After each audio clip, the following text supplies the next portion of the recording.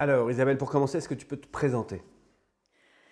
Je m'appelle Isabelle Yoshke, je suis le skipper de l'IMOCA MACSF. Alors, si on revient à la genèse de l'histoire, toi, tu découvres la voile grâce à ta grand-mère autrichienne, avec une vision lointaine de bateau sur un lac. J'ai découvert la voile quand j'étais toute jeune, mais c'était en regardant les autres naviguer sur un lac en Autriche, quand j'allais chez ma grand-mère. Et j'ai beaucoup rêvé de naviguer à mon tour. Je rêvais de traverser le lac en solitaire. Et j'ai mis du temps avant de pouvoir réaliser mon rêve et finalement d'aller un peu plus loin que le lac autrichien, puisque j'ai fini par naviguer sur les océans et puis choisir de m'embarquer à fond là-dedans. Tu vas découvrir la voile au fil de ta vie, tout en menant en parallèle une vie étudiante et des études classiques, j'ai envie de dire, par rapport à d'autres qui naissent au bord de la mer. Et toi, c'est au Glénan, hein, je crois que tu vraiment franchis un premier pas vers la navigation. En fait, je me suis lancée dans la voile de manière à la fois ça a pris son temps pour que je puisse enfin oser me lancer. Puis alors le jour où j'y suis allée à fond. Je faisais mes études, des études de lettres. Et en gros, je suis allée faire un stage de voile au Glénan. Et là, j'ai mordu à l'hameçon. J'étais conquise, je crois, dès le premier moment. Et peu de temps après, j'ai décidé de devenir skipper professionnel et j'ai bifurqué. Et voilà, je suis devenue skipper avant de m'engager dans la course. Alors la course, c'est grâce à la Mini que tu vas mettre le pied dedans au départ. Et puis après, ça va aller assez vite en fait. Alors au début, c'est l'envie de vivre une aventure. Donc j'étais devenue skipper pro. Je travaillais dans le monde de la croisière. Et puis j'ai découvert la Mini Transat. Ça m'a fait triper. L'idée de partir en solitaire, c'était pas tellement la compétition au début, c'était vraiment plus le fait de partir sur un petit bateau en solitaire à travers l'Atlantique. Et je me suis dit, bah, cette aventure-là, moi aussi j'ai envie de la vivre. Et c'est comme ça que je me suis lancée dans la course sans vraiment savoir ou sans vraiment réaliser que je me lançais vraiment dans un milieu de compétition.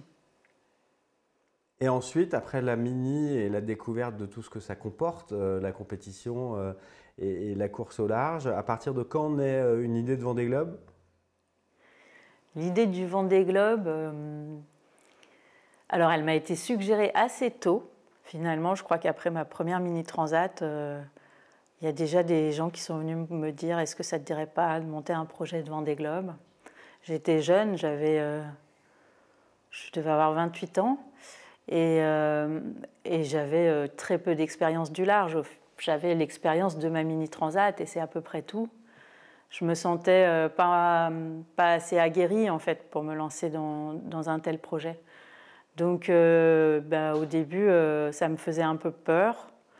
Et puis, quand j'ai couru en Figaro, donc par la suite, j'ai commencé à me dire mais si, moi aussi, je pourrais faire le Vendée Globe. Et j'ai cherché des sponsors pour monter un projet Vendée Globe. J'ai été aidée d'une écurie de course au large, Absolute Dreamer, avec laquelle on a cherché un sacré moment avant finalement que ça se présente à moi. Et à ce moment-là, quelles images tu as du Vendée Globe, des premières éditions, des éditions contemporaines de ta carrière qui se développe? Qu'est-ce que tu retiens, toi, de comment le Vendée Globe a percuté ta vie? Je pense que le Vendée Globe, il n'a pas percuté ma vie, mais il est rentré, il s'est infusé doucement dans ma vie. Moi, l'image que j'en avais, c'était le Vendée Globe d'Hélène MacArthur en 2000-2001, qui m'avait beaucoup impressionnée. J'avais beaucoup aimé ce personnage. Évidemment, un peu toutes les aventures qui sont connues, Yves Parlier, les victoires, enfin la première victoire de Michel Desjoyaux. Mais en fait, j'ai quand même mis du temps à réussir à me projeter moi dans cette course-là. Donc je la regardais quand même avec beaucoup de recul. il y a un truc qui ne me paraissait pas réel là-dedans. Voilà, les mers du Sud, c'est comme si on me racontait que là, il y a des gens qui partent sur la Lune. Ouais, bah super, la Lune, ça doit être dingue, mais c'est pas très réel pour moi. Bah là, c'était un peu ça pendant un bon nombre d'années. Même, je crois, quand j'ai commencé à chercher, il y avait quelque chose qui n'était pas concret pour moi. Et puis j'ai commencé à regarder de plus près, je pense, en 2012-2016, quand j'étais dans l'écurie de Jean-Pierre Dick, parce que lui, il participait.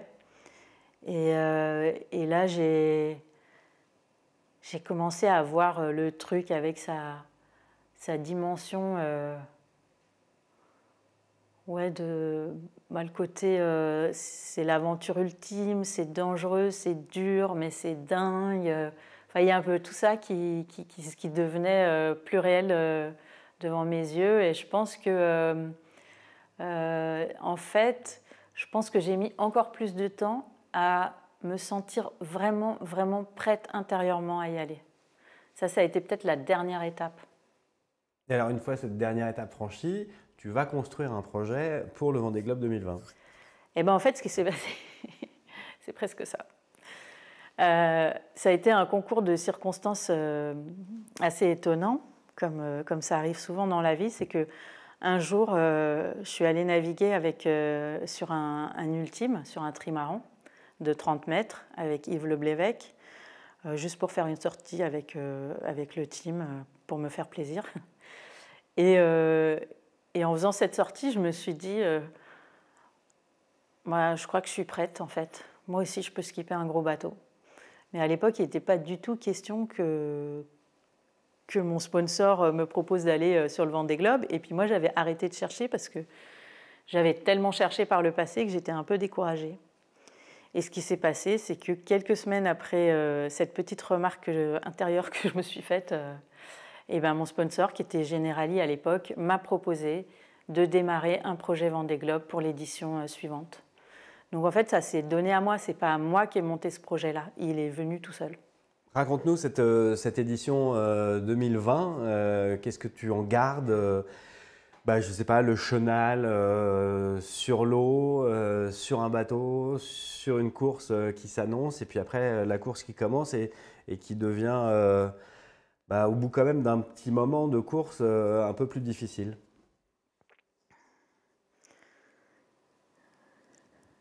C'est pas évident de résumer un Vendée Globe en quelques minutes. Il y a pas mal de souvenirs qui vont rester, je pense, tout le temps dans ma mémoire. Mais si j'avais un mot pour résumer tout ça, c'est la difficulté. Moi, je savais que ça allait être dur, mais je pense que je ne voyais pas les difficultés là où elles se sont présentées. Et finalement, le plus dur, ça a été de gérer. Ça a été de me gérer moi dans les situations difficiles qui se présentaient au fil de la course. Et ça, c'est quelque chose que je pensais avoir dépassé, je pensais avoir préparé d'un point de vue mental, psychique. Je pensais aussi qu'on avait bien travaillé sur la préparation du bateau. Et puis, j'ai eu l'impression de rencontrer un mur, en fait. Déjà, je me suis rendu compte que j'avais des attentes et que ça, c'était extrêmement dur C'est dur, en fait, de partir avec des attentes parce que le principe du Vendée Globe, c'est qu'il ne se passe jamais ce qu'on attend. Donc déjà, d'emblée, on est déçu. Moi, je pense que j'ai passé mon temps à me dire « Ah tiens, je ne pensais pas que j'étais comme ça » ou « Je ne pensais pas que ça se passerait comme ça ». Et il a fallu tout le temps m'adapter et je crois que j'ai dépensé beaucoup d'énergie à juste accepter ce qui se donnait. Clairement, j'étais déçue au début de ma course parce que j'ai traversé la première tempête au mauvais endroit. J'ai eu peur de déchirer mes voiles, j'ai eu peur de devoir retourner au Sable d'Olonne avec une avarie. Donc j'ai fait un mauvais choix de route. Et ça m'a coûté beaucoup en termes de classement. Et je me suis retrouvée un peu au milieu de la flotte, là où j'aurais pas voulu être. Et du coup, j'ai été frustrée pendant toute la descente de l'Atlantique, frustrée de de ne pas être là où je voulais être, de ne pas être assez rapide, de plein de choses en fait. Et puis après, je suis rentrée dans les mers du Sud. Et il y a eu un petit miracle, c'est que j'ai réussi à rattraper le groupe des premiers. Et puis là, la course, pour moi, elle a démarré à ce moment-là. Je me suis dit, OK, j'ai une deuxième chance. Celle-ci, je la prends et celle-ci, je la lâcherai pas cette fois-ci. Et du coup, il y a eu l'effet inverse. Comme j'ai dit cette fois-ci, la tête de la flotte, je la lâche pas. Et ben, je me suis accrochée comme une dingue. Et je pense qu'à ce moment-là, aujourd'hui, avec le recul, je peux dire, je me suis trop accrochée.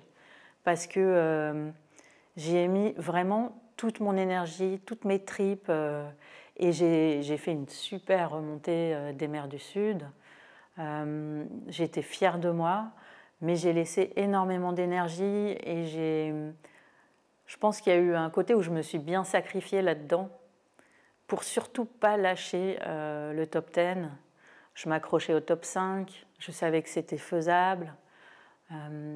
Il y a un truc où voilà, je voulais rien lâcher. Et ça, à la fois, ça m'a permis de faire une magnifique traversée des mers du Sud, mais en même temps, ça m'a pris beaucoup, beaucoup, beaucoup d'énergie. Et à un moment donné, de toute façon, la suite, c'est pas moi qui l'ai décidé, puisque le bateau a eu une grosse avarie au niveau de la quille. Et celle-ci, elle était tout à fait indépendante de ma volonté, de ma manière de naviguer. Mais en tout cas, dans un premier temps, elle m'empêchait de naviguer dans le top 10. En gros, elle me faisait rétrograder gentiment parce que du coup, j'allais moins vite. Et donc ça, c'est arrivé un peu avant le passage du Cap Horn. Et puis, après le passage du Cap Horn, quelques jours après, le système de quille qui réussissait à maintenir ma quille en place sans bouger sous le bateau, ce système, il a cassé dans une grosse tempête.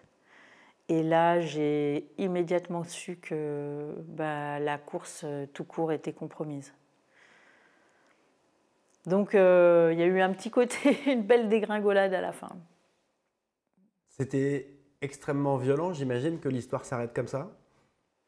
C'est toujours violent, une histoire qui s'arrête comme ça. Et puis souvent, ça s'arrête comme ça, en fait. Ça s'arrête avec un crack, un bruit qui nous prend aux tripes, on ne sait pas d'où ça vient, et souvent, l'histoire, elle s'arrête pile à ce moment-là.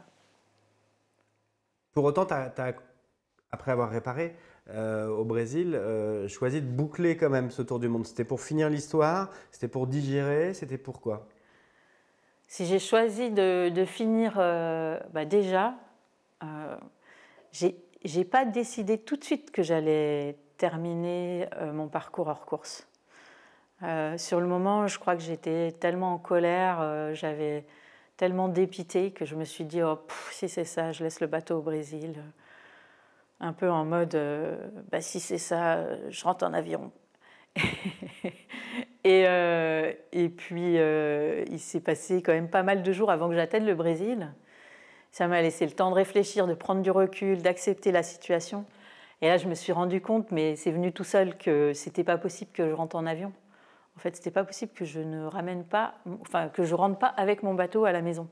Ça, je me suis rendu compte que c'était contre nature pour moi.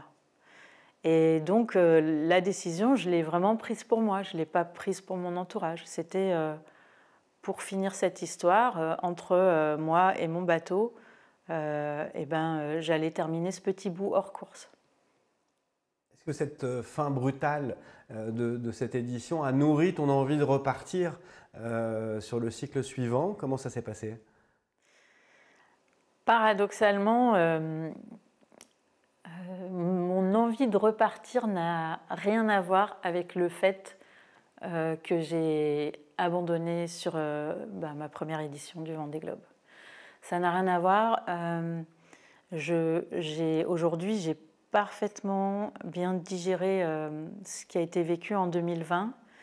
Je ne l'ai pas vécu comme un échec. Je suis très fière de ce que j'ai pu faire. Et puis, j'ai vu des choses. J'ai vu que ce que je dis tout le temps, le Vendée Globe, c'est un miroir grossissant de soi-même. Voilà, ça m'a appris plein de choses. Pour moi, c'est une histoire parfaitement intégrée et qui me va. Je n'ai pas d'amertume du tout. Après, si j'ai envie de repartir aujourd'hui, je pense que c'est pour vivre une histoire qui n'a rien à voir. C'est pas regarder en arrière et faire autrement, c'est juste ouvrir une page neuve. Enfin, c'est comme on ouvre un nouveau livre et on redémarre un truc. Et je sais que je peux aussi m'arrêter en cours de route. Ça peut arriver. C'est pas parce que c'est arrivé une première fois que là, il y a moins de chances que ça arrive en fait. Il y a toujours la même proportion, en fait, la même probabilité que ça arrive. Et ça, c'est OK. Du coup, tes ambitions pour ce Vendée Globe, c'est quoi aujourd'hui? Alors, mes ambitions, c'est vraiment dur de réussir à placer, en tout cas, un chiffre, hein, si on parle de chiffres et de classement. C'est vraiment dur parce que quand je regarde la liste des bateaux qui vont partir, mon bateau qui est donc exactement le même qu'il y a 4 ans et qui n'a pas été modifié du tout, eh ben, il pointe à la, je crois, 26e position en termes de potentiel de vitesse. Donc en gros, si je navigue bien, mais pas trop, et pas trop mal, eh ben, je termine à la 26e place. Maintenant, moi, je pense que je peux faire beaucoup mieux parce que moi, j'ai vu sur les dernières transats que j'étais capable de faire vraiment des beaux résultats. Je termine 9e sur la route du Rhum, 9e au retour à la base. Je pense que je peux faire mieux. Alors, sur un Vendée Globe, rêver d'un top 10, c'est un objectif super ambitieux, mais en tout cas, je ne me l'interdis pas. Et en dehors de l'aspect factuel, comptable, ça serait quoi pour toi un Vendée Globe réussi cette fois-ci? Un Vendée Globe réussi, ce sera en tout premier un Vendée Globe où je vais me faire plaisir. Parce que autant il y a 4 ans, franchement, la dimension plaisir, elle a été un peu endormie et elle est passée derrière tout le reste. Et ok, je l'ai fait une fois, c'est ok, j'accepte. Mais cette fois-ci, non, je pense que le plaisir aura une place beaucoup plus importante. C'est vraiment, enfin pour moi, un Vendée Globe, c'est une histoire entre soi et soi. C'est pas que le fait de partir pour un sponsor, pour une équipe. Pour un classement sportif, mais il y a aussi ce côté, un peu la dimension intérieure en tout cas chez moi, c'est vraiment important. Et aujourd'hui, clairement, j'y vais pour me faire plaisir et être dans le match. En fait, c'est vraiment pour me montrer, me rappeler que les deux sont compatibles. Et alors, quelles sont les sources de plaisir d'Isabelle Yoshke sur un bateau en course sur un Vendée Globe? Ah, les sources de plaisir. Déjà, il y a le fait juste de m'écouter moi-même. Ça m'amène à avoir du plaisir parce que je m'épuise moins que quand je m'écoute pas. Donc en gros, des fois, une source de plaisir, c'est de m'offrir une sieste quand il faudrait pas le faire. Il y a des moments, faut pas aller dormir parce qu'il faut aller régler, parce que ci, parce que ça. Sauf qu'il y a des fois, je suis trop fatiguée, quoi. Et là, de me dire, si, là, je vais m'offrir une sieste et je vais en profiter pleinement, ça, c'est une source de plaisir. Lire aussi. J'aime beaucoup lire. Et puis, c'est pareil, il y a des moments... je sais pas, sur le retour à la base, j'ai lu les premières 24 heures de course, j'ai lu je ne sais pas combien d'heures, je n'arrivais plus à décrocher de mon livre.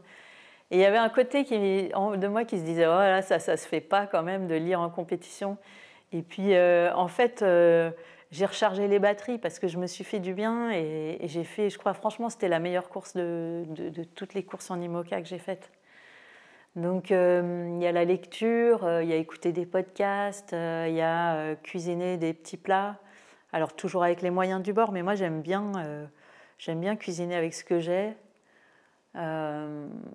voilà, de temps en temps regarder un film, même si ça, c'est pas mon... Je ne vais pas en regarder beaucoup, c'est pas quelque chose que j'ai l'habitude de faire très souvent. Mais voilà, des petits moments d'évasion, du repos quand je le souhaite. Et puis si je sens que je me fais trop mal, être capable de dire ok, là je lève la pédale en fait. Enfin, je lève le pied sur la pédale plutôt. Parce que je crois pertinemment, ça c'est sans doute la grande leçon de mon premier Vendée Globe, que c'est pas toujours constructif en fait de ne pas s'écouter, de se sacrifier pour un objectif. En fait, je pense qu'il y a l'objectif et il y a la manière d'y arriver. Et la manière d'y arriver, c'est un objectif en soi et ça permet, je trouve, d'atteindre l'objectif encore mieux. Tu as une particularité, c'est d'avoir un team manager qui a remporté le Vendée Globe depuis un moment. Est-ce que tu peux nous raconter cette relation, cet apprentissage, comment Alain t'a transmis un certain nombre de choses, d'abord sur la première édition, puis sur la deuxième. Quelle force tu en tires d'avoir ce personnage avec toi? Alain Gauthier, c'est le team manager de mon projet. Donc son rôle principal, c'est de faire en sorte que le projet soit bien géré, que le bateau soit bien préparé, que je parte dans les meilleures conditions possibles. Ça, c'est sa fonction. C'est pas un coach et en plus, il n'a pas du tout la fibre pour ça. C'est quelqu'un d'assez réservé malgré tout. Et du coup, je pense qu'aujourd'hui, pour préparer mon Vendée Globe, je ne sais pas si vraiment il m'a appris des trucs concrets.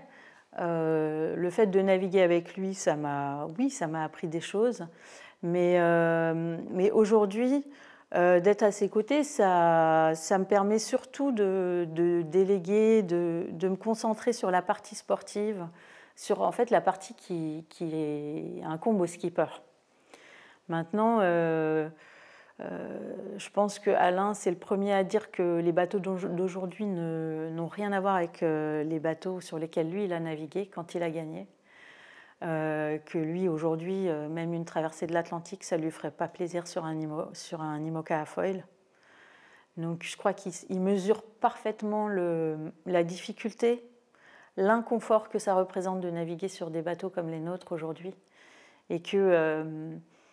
alors certes, à l'époque, il y avait plein de choses, plein de technologies qu'ils n'avaient pas, et donc qui rendaient peut-être la vie plus difficile aux skippers, mais on n'a pas à rougir aujourd'hui, parce qu'aujourd'hui on navigue sur des bateaux qui ont une puissance, qui vont à des vitesses telles que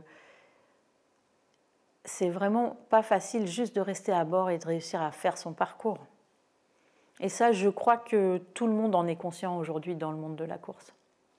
Est-ce que c'est une dimension, ça, la gestion du marin, ou de la marine, je ne sais pas comment on dit, qui t'inquiète un peu sur la longueur, sur ces bateaux qu'on sait effectivement éprouvants? La gestion du marin, je pense que c'est un vrai sujet, surtout sur une durée d'environ 80 jours, parce que c'est un peu ça mon objectif. C'est un vrai sujet parce que il y a la traversée de l'Atlantique qui dure 13 jours où finalement, même si on se fait un peu mal, on mange pas très bien, on dort pas trop, on s'en sort parce que c'est pas très long, quoi. Mais là, dans les mers du Sud, il fait froid. Il faut faire face au froid, il faut faire face aux avaries, au stress, à la solitude. Même quand on est un solitaire, à un moment donné, ça devient long. Et c'est clairement une difficulté. Maintenant, je ne dirais pas que ça m'inquiète. Je pense que je suis suffisamment armée pour gérer ça. Et j'ai confiance. mais je sais que ça ne se fera pas tout seul. Sur l'aspect qui est un peu révolutionnaire là, je ne sais pas comment toi tu as équipé ton bateau, mais de facilité de communication qui s'est encore accentuée là dans ce dernier cycle avec l'arrivée de Starlink et la facilité de connexion avec la Terre dans les deux sens, dans ce que toi tu envoies à la Terre et puis dans ce que la Terre peut t'envoyer, puisque finalement vous vivez quasiment avec les mêmes réflexes qu'à Terre, sur WhatsApp, sur les flux faciles, quoi. Comment tu envisages la chose? Alors, en ce qui concerne la communication avec la Terre, je pense que déjà, il y a un pas énorme qui a été franchi il y a 4 ans. C'est que c'est la première édition où on pouvait communiquer avec WhatsApp, avec la Terre, et avoir des groupes WhatsApp, même entre skippers. Ça a apporté plein de choses. Nous, entre skippers, on communiquait. Des fois, quand la VHF ne marchait pas, ça m'est arrivé de communiquer par WhatsApp avec un de mes concurrents. Je pense que ça, c'était... ouais, ça a vraiment changé la façon de faire, en fait. Mais après, moi, je ne trouve pas forcément une bonne chose d'aller beaucoup plus loin. Parce que qu'est-ce qu'on fait? On se rapproche de plus en plus de la vie à terre. En fait, on part pour quoi? On part pour être en solo autour du monde, ou on part pour regarder des séries comme à la maison, et pourquoi pas emmener le canapé et le grand écran? Enfin, il y a un moment donné, je trouve que la communication, mais on se pose les mêmes questions à terre dans notre vie courante, c'est-à-dire il y a un moment donné, la communication c'est super, mais c'est aussi ultra invasif et ça capte toute notre attention.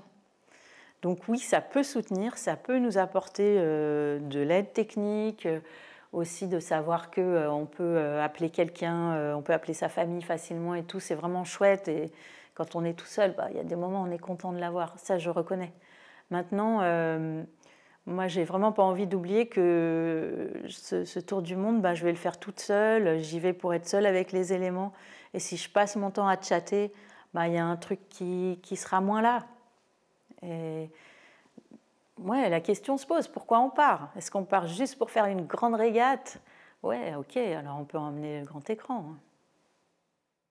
Mais ça veut dire aussi que tu as mis en place des protocoles de communication avec toi, que par exemple il y a un entonnoir et qu'il y a une seule personne qui peut communiquer avec toi directement, ou est-ce que tu mettras des barrières un peu pour que ça ne soit pas si facile de pénétrer ta bulle finalement? La première barrière que j'ai mise, c'est que déjà nous, on a gardé le même système de communication qu'il y a 4 ans. On n'a pas choisi d'augmenter le débit. Et de pouvoir faire plus parce que je considère que j'ai assez avec ce que j'avais déjà il y a 4 ans. Je peux faire un live en vidéo, je peux faire une interview en live. Ça, voilà, c'est peut-être la plus grande exigence finalement, c'est pouvoir partager ce qu'on vit à bord. Ça, je pouvais le faire il y a 4 ans et je pourrais le faire cette année pareil. Donc, je n'ai pas changé de dispositif. Et puis en plus de ça, c'est vrai que on met en place un système pour que il y a des groupes spécifiques par lesquels moi je communique avec mon sponsor, avec mon équipe technique, c'est pas tout le monde qui va me poser une question de son côté. Et les questions elles reviennent, elles sont posées sur le groupe pour qu'il n'y ait pas de... Ouais, pour limiter, tout simplement, pour que mon attention elle soit pas trop prise. Voilà, maintenant...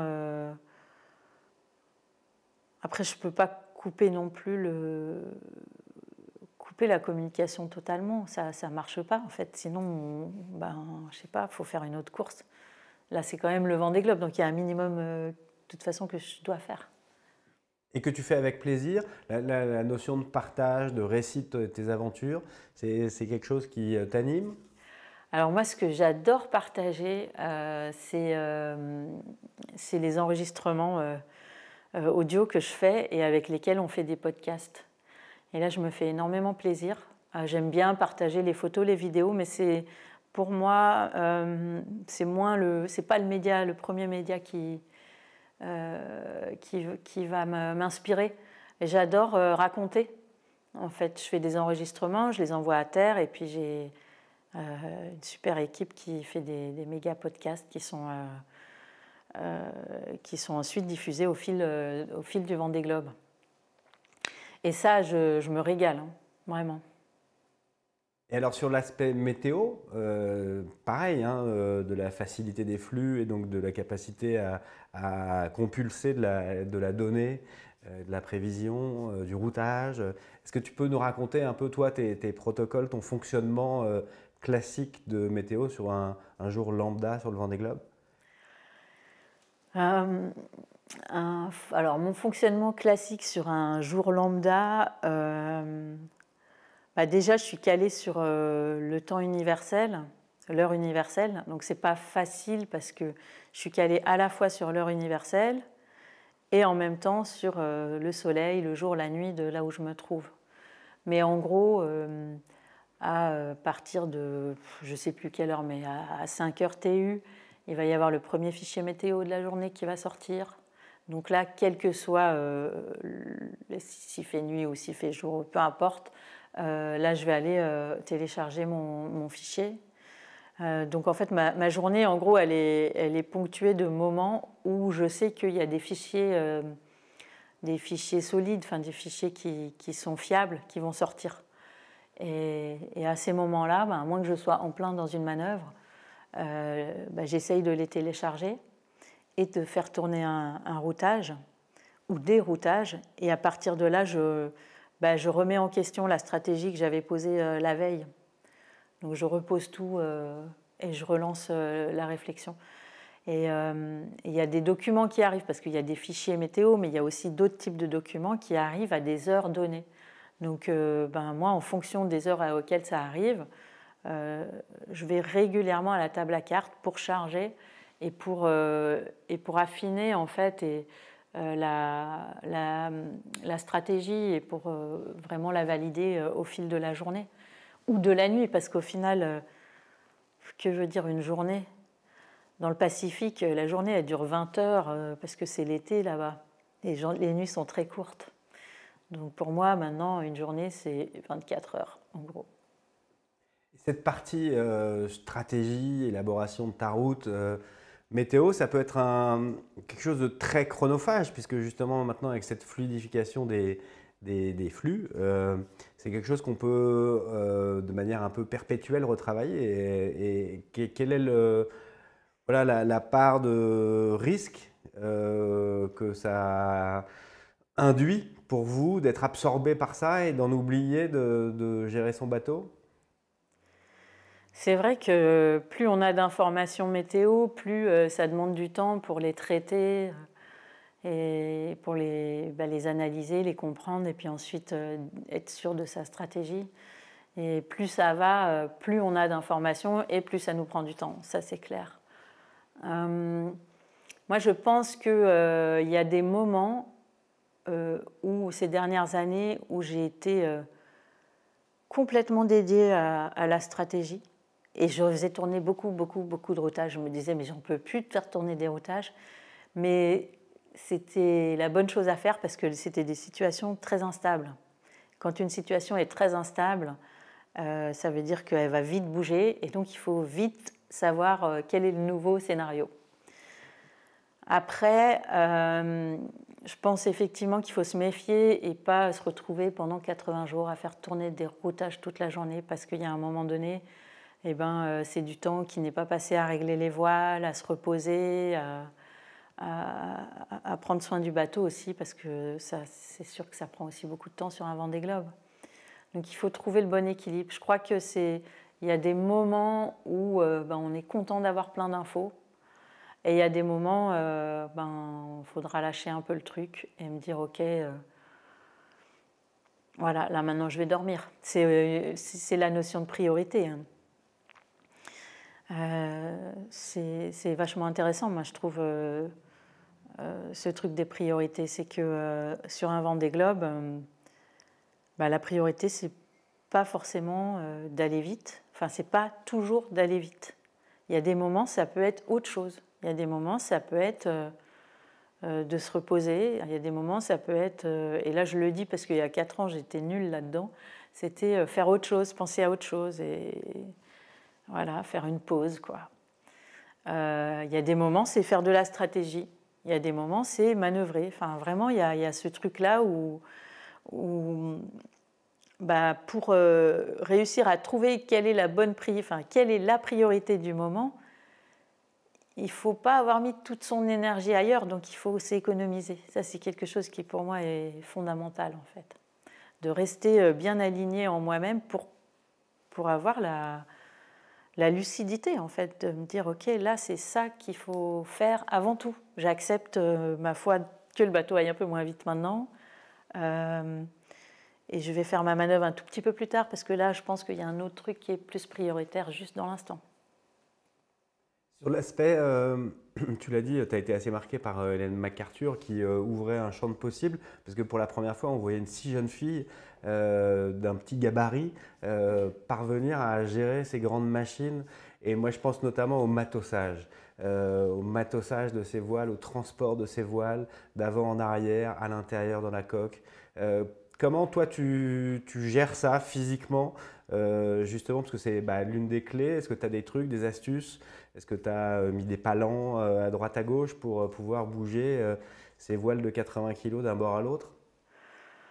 Alors le matossage, j'avoue que il y a un truc qui me plaît dans les foils, c'est que ça a rendu le matossage moins prépondérant en termes de performance. Parce que c'est clair que moi, j'ai pas le gabarit pour matosser à longueur de journée. Et en l'occurrence, c'est un truc qui devient rapidement pas prioritaire chez moi. Si je dois enchaîner plusieurs virements de bord, je ne vais pas matosser. Ça, c'est pas possible en fait. Je mets déjà tellement d'énergie à border mes voiles que moi je suis cuite en fait après. Il faut retrouver de l'énergie pour le virement d'après. Donc en gros, je matosse quand j'ai un long bord. Et si j'ai pas un long bord devant moi, je laisse les voiles au milieu. Des fois, ça m'arrive de les laisser du mauvais côté parce que je suis trop fatiguée à ce moment-là. Et je me dis, je vais attendre, je vais reprendre un peu d'énergie et j'irai quand j'aurai retrouvé de l'énergie. Pour moi, le matossage, c'est utile, mais je ne sais pas si c'est sur le haut de la pile, en fait. Quand on regarde la stratégie, le réglage des voiles, ou du bateau en général, c'est un élément du réglage, mais c'en est un, et ce n'est pas le premier. Le fait de garder de la lucidité pour la suite, ça pour moi, ça doit rester en haut de la pile, et puis le matossage, il vient derrière. Et en plus, alors pour moi, de ramener une voile de derrière à devant, par exemple, ça me prend énormément de temps parce que je suis obligée d'utiliser un palon. Je n'ai pas la force pour remonter une voile au vent. Souvent, les voiles, elles font une fois et demie mon poids à peu près. Et c'est beau. Surtout quand elles sont remplies d'eau, elles sont encore beaucoup plus lourdes. Donc moi, j'utilise un palan pour remonter la voile. Donc c'est vraiment la mission. Donc quand je dois changer les voiles de côté, c'est que je sais que j'ai viré de bord pour un long moment. Est-ce que tu peux nous parler du parcours un peu en général, ces grandes sections? Je sais que vous avez tendance à fractionner pendant la course pour se donner des objectifs à court terme. Est-ce que tu peux nous donner, toi, tes différentes portions et nous décrire un peu ce que tu attends de ces tronçons? Déjà, alors le parcours,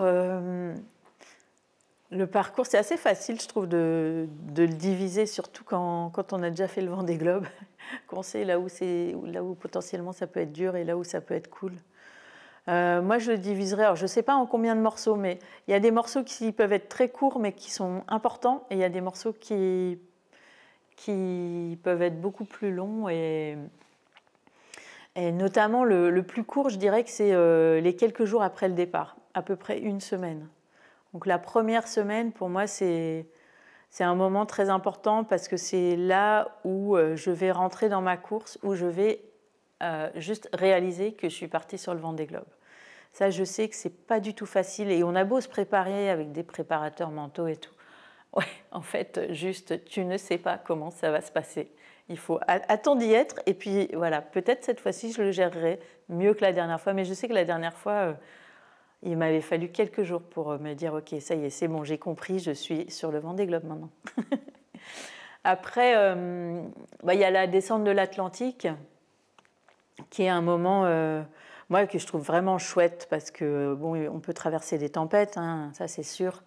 Mais généralement, il fait doux, on retrouve régulièrement des vents portants.